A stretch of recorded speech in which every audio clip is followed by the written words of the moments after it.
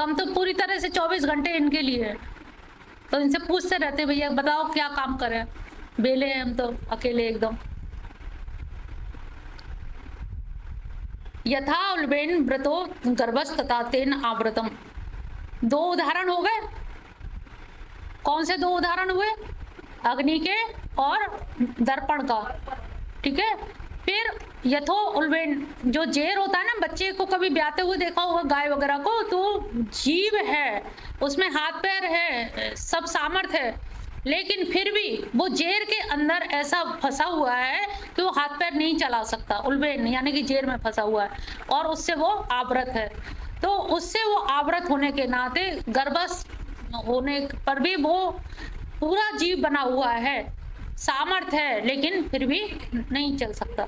तो इसी तरह से ढका रहता है। 39वां, आवृतं ज्ञान में तेन ज्ञानेनो नेत वैरेण काम रूपेण कौन्तेय दुष्पूरेण नलेन च। और हे अर्जुन, इस अग्नि के समान कभी ना पूर्ण होने वाला ये क्या है? काम रूपेण कौन्तेय, ज्ञानियों के नित्य बैरी के द्वारा मनुष्य का ज्ञान ढका हुआ है। ये भी इसी की काम रूप की वजह से ही इसका ज्ञान जो है, जानता सब है। अब यहाँ पर कौन अज्ञानी है? यहाँ सभी जो लोग जानकार हैं। जान तू, हमारे एक कहावत है ब्रज में, जान तू पर मान तू ना। मानते नहीं, जानते सब है। तुम हमें क्या बता रहे हो? तुम आए हो बताने? हाँ, बड़ी चलाई तुम्हारे जैसे बहुत है यहाँ ब्रज में, तो हर जगह जगह सिखाने वाले बैठे, पर वो यही कह देते जान तू पर मान तो ना हो। अब बताओ क्या कर लोगे, क्या कर सको बताओ।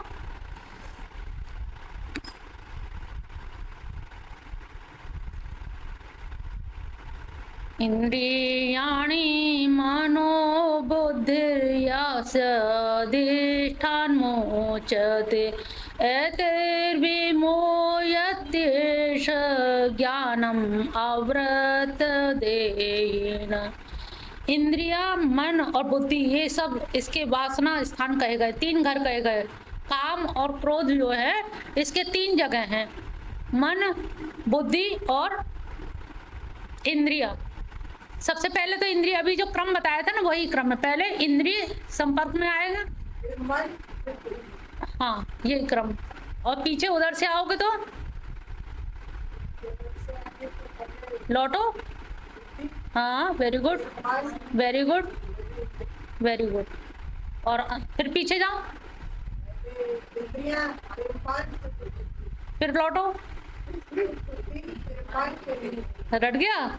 अब याद रखना, भूलना नहीं, जब पूछे बता देना। इंद्रिया, मन, बुद्धि, ये सब इसके वास स्थान है, रहने के ठिकाने। तो शुरुआत कहाँ से? पहला घर कौन सा है इसका? इंद्रियां।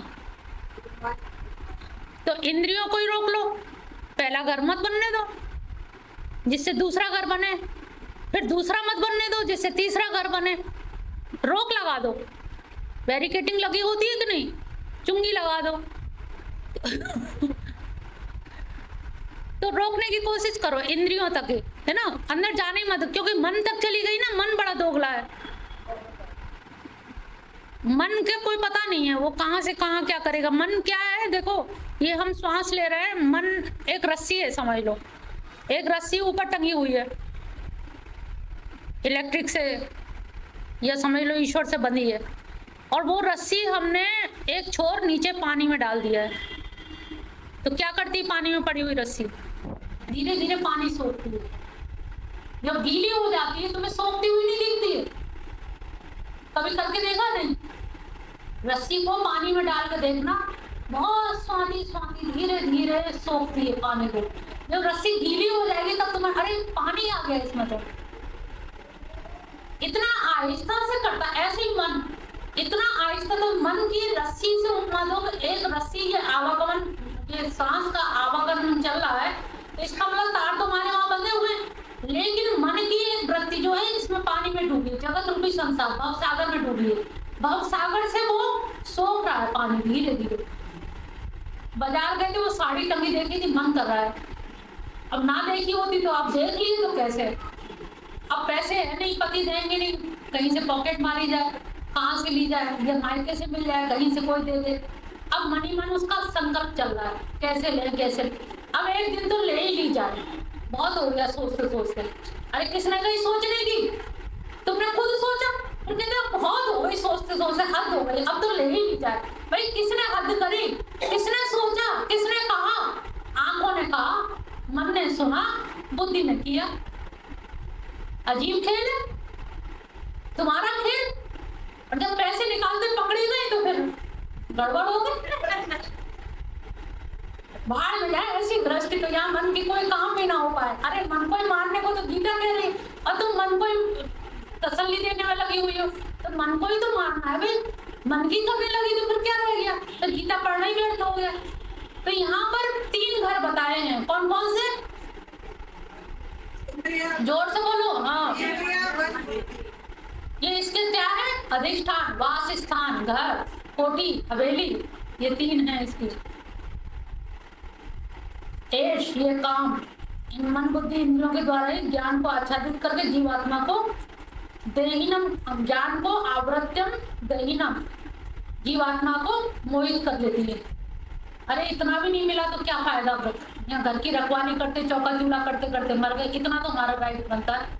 आप अपने में ही डिस्कशन कर रहे हैं। हमने कहा था गुरु बनना और तुम लोअर तबके के टीचर बन बैठे प्राइमरी स्टेज।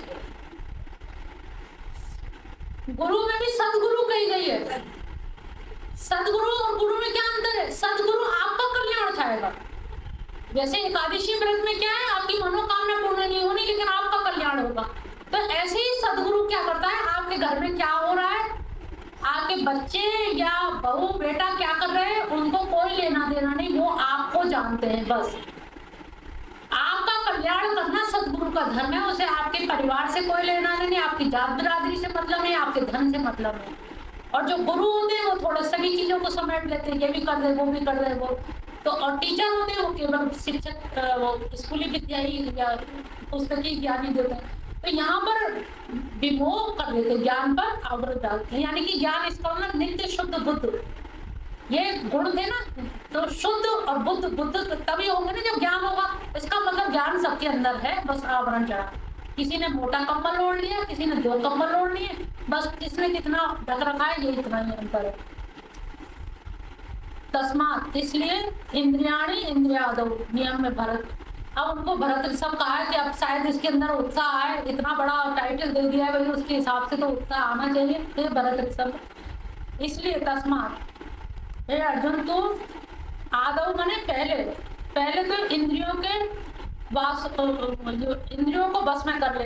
जैसे हमने अभी कहा ना, पहले इंद्रियों को ही रोक दो वहीं वहीं, तो ये भी कह रहे हैं पहले तो आदौ, सबसे पहले क्या कर। हमने क्या, अब मैं ऐसे में बताना भी पड़ेगा ना इंतजाम, ये स्थान तो है लेकिन करें क्या। हमने कहा इंद्रियों को रोक, पहले तो इंद्रियों को बस में कर ले, और इस ज्ञान और विज्ञान का नाश करने वाले महान पापी काम की अवश्य ही बलपूर्वक मार डाल।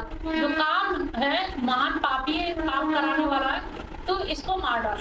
और जब ये मर जाएगा तो आपकी काम से सारी चीज, राग द्वेष जो भी शुरू हो रहे हो कामना से है कि ये मिल जाए, फिर कैसे मिल जाए, फिर पाप करा देता है, फिर लोभ करा देता है, राग हो जाएगा, मिल जाएगा तो छुपा के रखेंगे, नहीं मिला तो द्वेष होएगा। तो मैंने कहा तो सबसे पहले इसको जो काम है, इस पापी ये बहुत माँ असनम बहुत खाता है, और लाओ और लाओ और लाओ, इसका कोई अंत नहीं है। एक इच्छा पूरी हो गई झट से, दूसरी, फिर तीसरी इच्छाओं के करते करते तो हम लोग यहाँ तक आ गए। कभी हमने देखा कि उस समय हमने विराम लगा दिया था, हर समय नई इच्छा हो जाती है, और हर दिन नई हो जाती है, और दोपहरी शाम तक और नई हो जाती है। शाम को पार्टी में ये पहन के जाना है, अच्छा कल वाले में ये पहन के जाना, आपकी नई नई रोज इच्छा हो रही है। तो इच्छाएं इतना महाअसनम, यानी बहुत पेटू है, बहुत खाने वाला है, इस कामवेद को समाप्त बलपूर्वक मार डाल। इंद्रियाणी प्राण आहो इंद्रिय में परम मना मनस, देखो वही चीज आ गई। इंद्रियों से अलग जो है, पहले परे मन को कहा गया, मन से परे बुद्धि को कहा गया, और बुद्धि से पहले के परे क्या है, सह, यानी कि वो जीवात्मा आत्म तत्व। तू जो है इन सब से परे है, ना तू मन है, ना तू इंद्रिय है, और ना ही बुद्धि है, तो इन सब से परे है। लेकिन तुझको ये समझना पड़ेगा, जानना पड़ेगा। एवं बुद्धे परम बुद्ध्वा संस्तभ्य आत्मना यही शत्रु महाबायो काम उपद्रा सदम। इस प्रकार बुद्धि से पर यानी कि सूक्ष्म, बलवान और अत्यंत श्रेष्ठ आत्मा को जानकर बुद्धि के द्वारा मन को वश में करके, हे महाबाहो कह दिया कि अरे तू तो बहुत बड़ा बलशाली है, तो ये इंद्रियां बस में, ये तो तेरे ही पास है। महाबाहो, शत्रु को जीतने के लिए तो भी बाहर जाना है, और इनको जीतने के लिए कहाँ जाना है, लेकिन कोई नहीं जा पाता। तुम कह रही हो लेकिन जा नहीं पाओगे। बाहर शत्रु को मारना ज्यादा आसान है, महाबाहो है उसके लिए, लेकिन अंदर के लिए महाबाहो नहीं है। तो उसको इसीलिए उत्तेजित किया कि हे महाबाहो, तू बलशाली है, तो बल तेरा बाहर ही बाहर दिख रहा है, अंदर भी तो देखने को मिले, अंदर भी तो देखें। तो हे महाबाहो,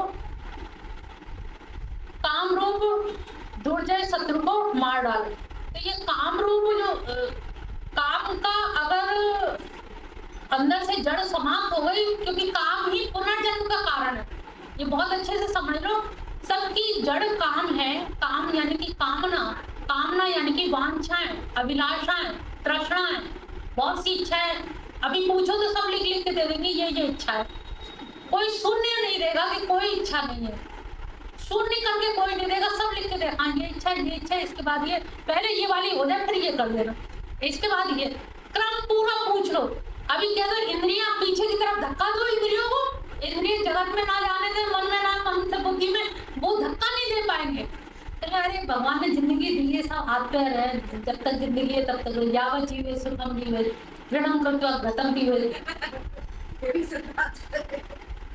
जब तक जीवन है इसे तो अच्छे तरह से जी लिया जाए।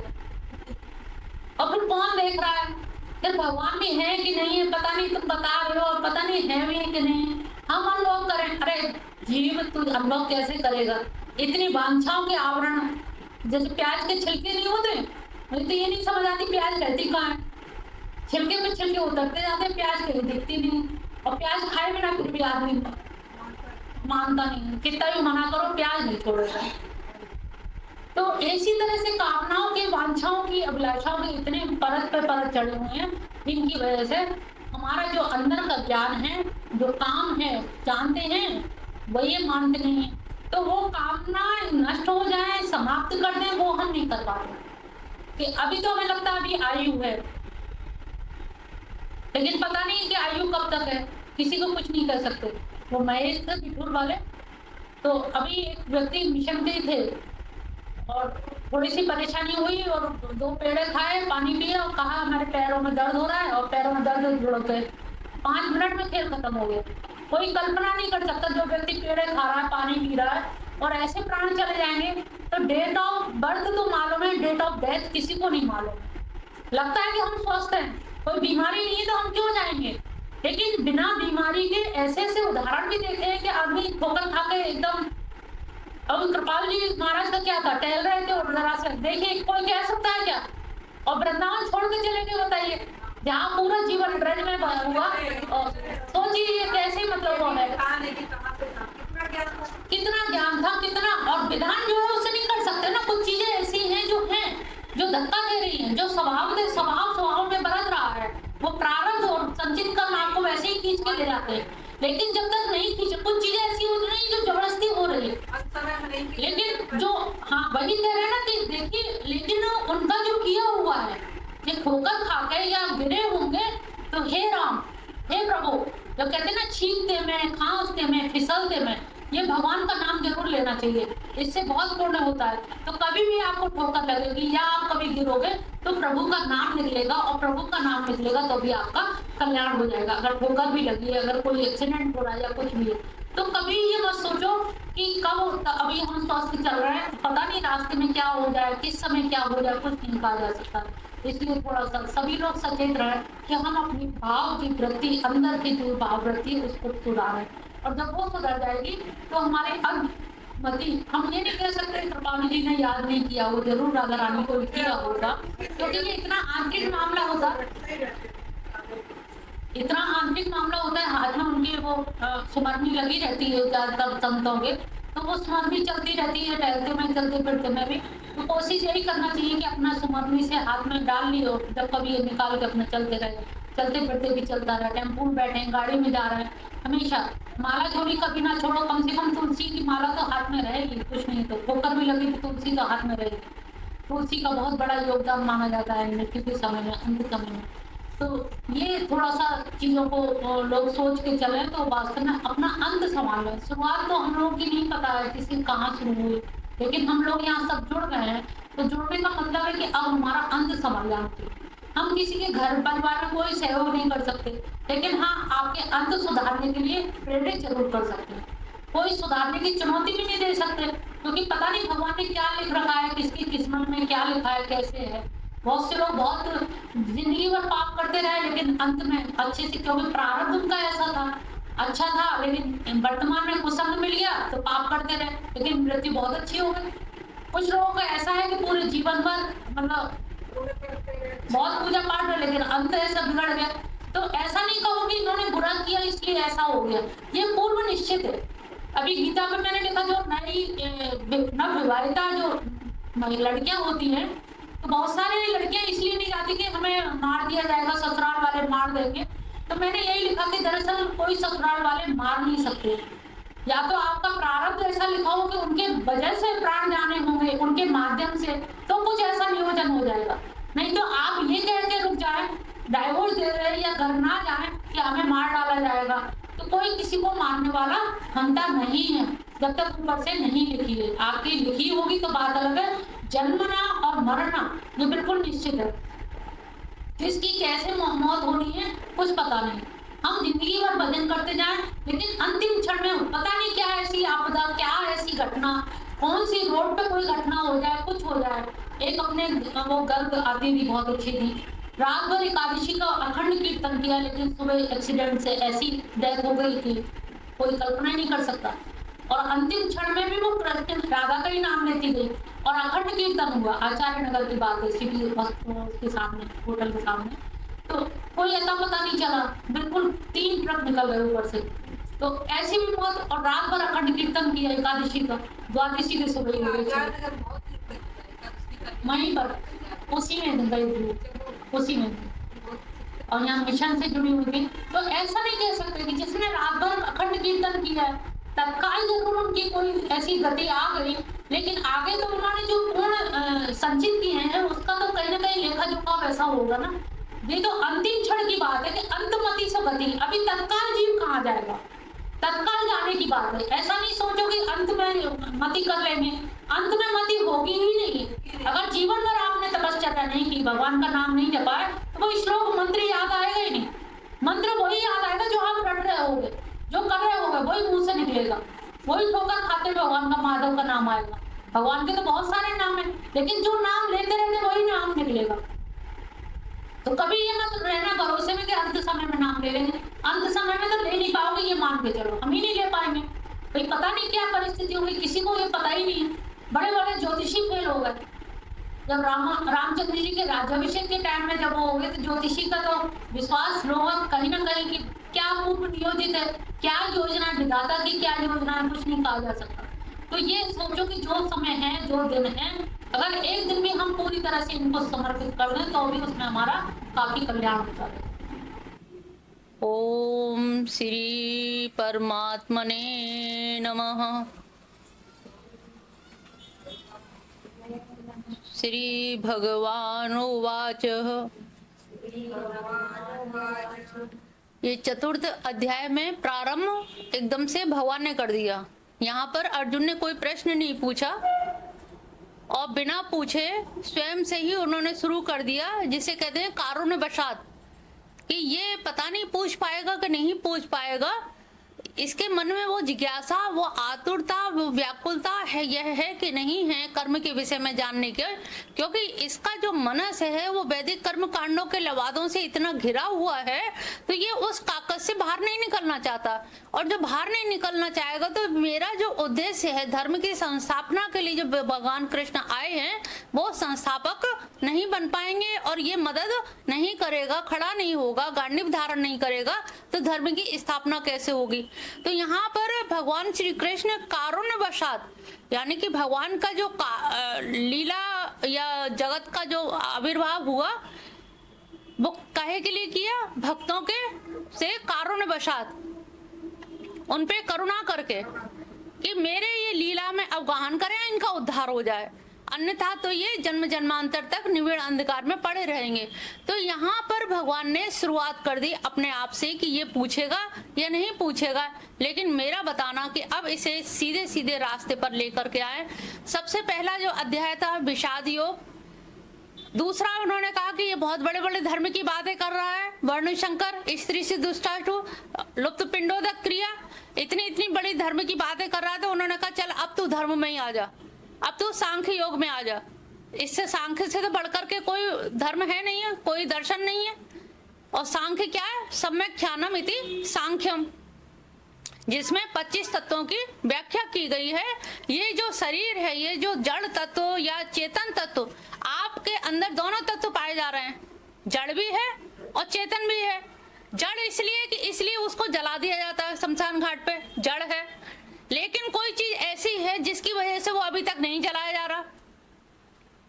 आपको मरने के बाद ही क्यों जलाया जाता, पहले क्यों नहीं जलाया जाता, क्योंकि इसमें भगवान कृष्ण विद्यमान है, वो चेतन तत्व विद्यमान है। चेतन तत्व के रहते हुए अचेतन को नहीं जलाया जा सकता।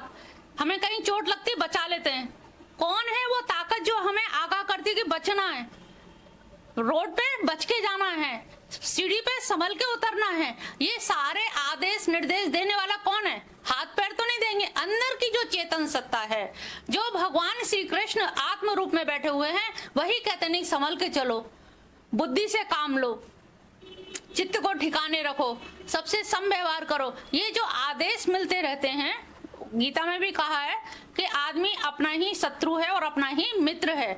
हर समय तो आप गुरु के पास नहीं जाएंगे, कहीं रात में विपदा में या कहीं परेशानी है, आप कहीं से आ रहे हो, कोई विपदा आ गई, तो आप गुरु को फोन करके तो नहीं पूछोगे कि ऐसी ऐसी विपदा आ गई है, अब हम क्या करें। घर में आग लग गई है तो आप क्या किसी गुरु से पूछते हो कि आग लग गई है, अब मैं बाहर निकलूं कि ना निकलूं। आपका मन कहेगा अरे मूर्ख है ये, तो किसी से कहेंगे वो भी कहेगा कितना मूर्ख है, अरे आग लग गई तो जंप लगाओ, तुरंत भागो। तो कुछ चीजें ऐसी होती हैं जिनमें आदेश की जरूरत नहीं होती है, निर्देश की जरूरत नहीं होती है। हमें त्वरा से अपनी बुद्धि से, अपने विवेक से काम लेना पड़ता है। तो अपना बुद्धि, विवेक, बुद्धि बल ये कहाँ से आए, ये भगवान का दिया हुआ है, जिसे हम अंतःकरण चतुष्टय कहते हैं। अंतःकरण चतुष्टय क्या है, मन, बुद्धि, चित्त, अहंकार। आग लग गई है तो अहंकार क्या है, मैं, मुझे आग से बचने के लिए बाहर जाना चाहिए।